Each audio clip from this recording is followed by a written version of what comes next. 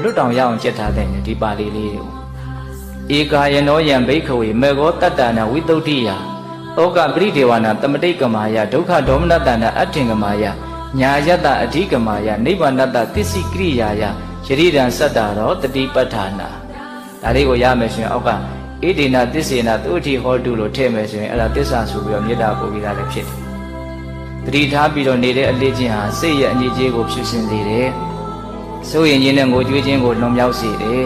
ကိုယ်ဆင်းရဲစိတ်ဆင်းရဲကိုချုပ်ငြိမ်းစေတယ်ဉာဏ်ပညာအဆင့်နဲ့မြင့်ပြီးတော့မဲ့ဉာဏ်ကိုရသေးတယ်ဖူဉာဏ်ဖြင့်နိဗ္ဗာန်ချမ်းသာကိုကျင့်ဖန်များစွာမျက်မှောက်ပြုတော့နေနိုင်တဲ့အစွမ်းတတ္တိကိုလည်းရစေလိမ့်မယ်ဒါဟာမှန်သောစကားဖြစ်တယ်ဤမှန်တဲ့စကားကိုပြောဆိုရတဲ့အတွက်ကြောင့်တတ္တဝါတွေအလုံးချမ်းသာကြပါစေ။ဒါကြောင့်တော့မင်္ဂလာရှိဒီလိုစာမျိုးလေးတွေရအောင်ကြက်တင်တာဒီအတွက်အချိန်ပေးတဲ့နာဟုတ်တယ်မဟုတ်လား